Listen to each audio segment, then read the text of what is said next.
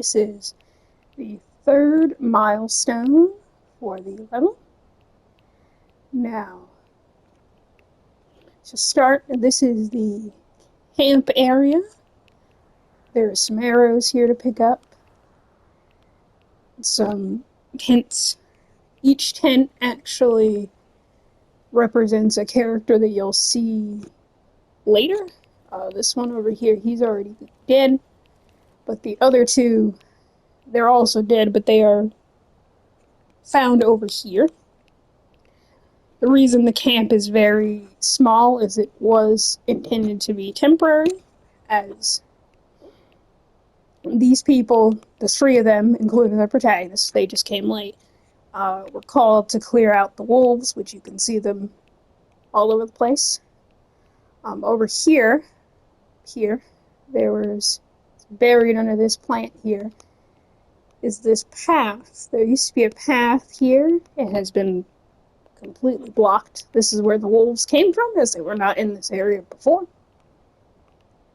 Going back to just the overall map, as you can see by the boundaries, I turned that on for convenience, and I did remove any bits that were not used.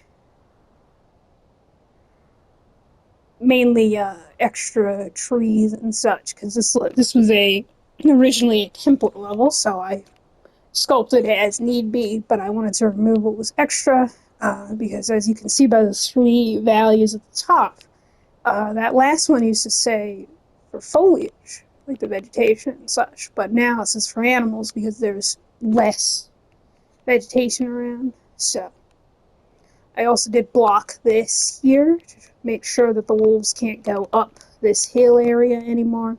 The reason this section is open is it's implied that this is where the player came from. That's why they're facing this direction when they come in. Going back to the house, right under here, there's someone. Here's one of the people. He was, I believe, this tent in the middle. Yep, that's why there's these bullet casings here. As you'll see when we go back, he has more of the casings around him. Right here. He has the body armor with him. If you're wondering why this is up more, if it's put too low down, it freaks out because it clips into the ground.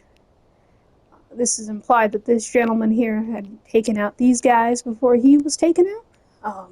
The gun that he used is found later on in the level. There's this house here. I blocked all the doors, but the windows here, as you can see, are open. And you can climb through these, even this one here, and the closed ones as well. You can climb through them. You can even shoot them from a distance if you like. So it's implied that this wolf here came in through the window. It's the broken glass on all of them. Besides this one, because this window is fine, it's just up. These can be broken. I'll show that really quick. Bounty hunt. Slide. You can break these right here. The reason I had them here, don't mind him, when you go in explorer mode, they don't latch onto you, so they kind of just move everywhere.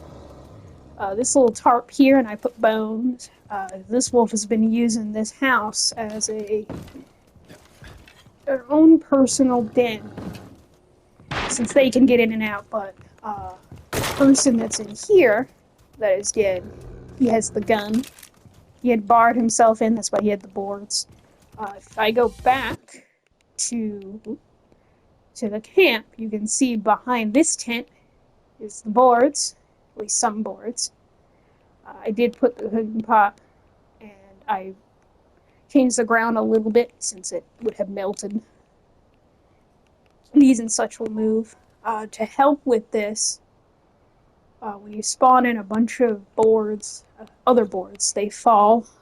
You can see them when you approach that they are gone, to help you see that, hey, you could break these. On top of that, that's why I put this lovely gent in here, because this level, since it is a bounty hunt, and you do need to kill off all enemies, you would need to come into this house at some point. Plus, this mechanic of breaking these wooden boards is shown in the games themselves prior to this level, of course. But I wanted it to be in there just in case for those who hadn't, as my testers are not as familiar with this game. They do play these types of games, but not this one in particular, so thought it was important to include it in there, since it wouldn't pander too much either, even if you did know, since you would just bust it down. I put rocks here to help cover up some of the texture stuff going on. This one I left. This bridge here, if you see a little indents in there, is implied to have been over here somewhere before everything, was covered. That's why there's random bits around. This ramp here is to encourage players to go towards flyback. So if you do go, say, to the cabin and then you go up, you can fly back from there. Granted, you can do it anywhere. It's just a way to spark that idea if you hadn't thought of it yourself. There are supplies around, as this area was being excavated in some fashion. You'll see some tools inside, so supplies around, and as you can tell, it did not go well from all of the bodies. Before it was closed, the wolves kind of flooded in and caught a bunch of people by surprise. And of course, it happened to happen right when the other event occurred, which I'll show you in a moment. This is the cave for the wolves, those that didn't die outside. There are still supplies left over, and these like pillars. There's a gent over here who has a med kit and a book. More supplies over here. This actually, if I remove these, is a completely different rock, as you can see. But I wanted it to fit in with the rest, because I figured if they're, cutting into this, it's not going to come up a regular rock. So I covered it like that. And I put these logs off to the side, because you're going to see a bunch of scaffolding in a minute. In here, here's the gun that our friend with the body armor, near the body armor, I should say, was using. It was brought in here. You'll see who brought that in a second. These two froze because they were hiding off to the side. They were hiding from our boss friend over here, who threw a rock at this person and crushed them. As when I was researching this boss, it is said that they do throw, they're best attacked from a distance, but they do throw rocks at you, so you can't just hang out. I put this flare, I put a flare in front of it just to help. This isn't floating in the game, it drops, and since it kind of mixes with the blood, I wanted it to stand out. The flare over here is used just to showcase this is a way out. So once you've defeated the boss, you can get out like that. If you look, you actually can go. So if you're up here, for example, and you load in, once you're in, you can slip around this if you're skilled enough. You can also just go this way. And there is a way down. You can, stay up here more if you want to. You can jump off from this side. You could jump in up there, potentially. Depends on speed and such. You can climb up all of these. Same with the zip lines. I tried to make them obvious in terms of placement. Here's some of the tools. Some benches and such. Tools around. This big rock, which I'll show you in a second when I climb up here. This very, very big rock is what was opened, and it opened, and this guy came out, which caused some chaos, of course. Granted, many of them did get out, as you saw, but not unscathed. Those that stayed in the room, if you're wondering, the two gents that stayed in the room, the area was blocked at first. It is not blocked anymore. I left it I chose not to put something in front of there, like boards or something, since it wouldn't be useful for them. After all, how did they put the boards here if they're here?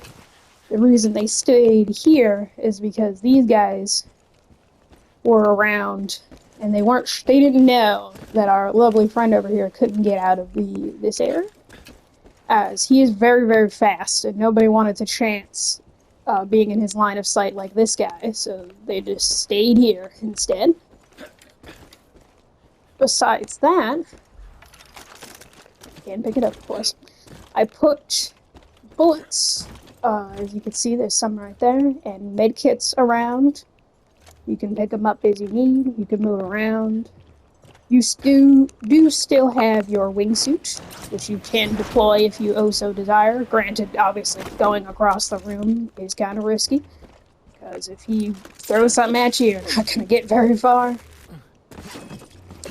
I did put a lot of them, as he takes a full health bar, body armor and all, and I know you probably heard that and wondering, well, it's the body armor in the under the house floor. Well, that is for the rest of the wolves, since it would be grabbed, likely to be grabbed, I should say, before they come up here. That was another reason I blocked the doors, since most people, myself included, if they see it blocked, they're gonna just bust it open, even if it just goes outside, for example, just to see where it goes.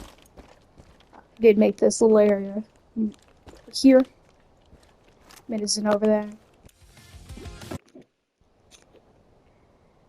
Other than that, the only other issues I had were mainly just this area here, ironically. For some reason, this stain here was causing some issues, and if you go into map tools and you say validation, see how these are all exclamation points? Those are fine. It's when it's an X. When it's an X, if you hit explore here, it will just tell you, no, there's something going on. I found out afterwards it wasn't this decal, even though that's what it was telling me. It was the gun, because the gun was clipping into the floor, hence why it's floating now. Other than that, the only other issues I had was just trying to get all of the blood and such lined up so it wasn't so either floating or clipping into like a bunch of things. This feud especially was a menace. I did clear up some of this, and I framed the trees around it. Other than that, that was all. That was my main objective for this week, was the decorations and environmental storytelling. Next week is just polish and playtesting. I have gone through and I have fought our lovely friend over here. That's why there was more ammo. I was able to kill him with just this clip, the one clip that you saw. However, of course, he wasn't going all over the place, so I opted to include more of them here, which are a risk because there are stairs, so he could go up the stairs with you. So you don't want to just, I'm safe. Or not. In terms of grapples and such, I made sure that these stayed high enough. They were included in a different, the bonus milestone I actually did was mainly this. Same with the medkits and all that. I've noticed he attacks, but he doesn't like double combo, so you'll have a chance to do something for it. That's why the space is very large. The mining lights and such here, and the pickaxes. If you're wondering why there's no bodies in the pit itself, I left them out of it simply because of the massacre that you saw at the front. Because his main, despite the Yeti's speed and such, those that were down here, they mostly got crushed from the giant rock or were taken out past this point, so you would not have seen it. If this did continue and it went to a further one, I would have opened it and you would have probably seen them as well. Other than that, I did end up making this room smaller. I didn't mention it previously, but this room was much larger than it was now, but I opted to make it smaller for clarity's sake. Only other issues was just the some of the zip lines weren't trying to line up. Luckily for this engine, they were gracious enough where if it doesn't work, so say if this wouldn't work, see how it turns red immediately? So you know. You don't have to test it every time in order to see, like, this definitely doesn't work. Which is great. Very, very convenient. But you would just shift it around to get it to do what you need it to, like it's fine there. Other than that, that is the end of this milestone.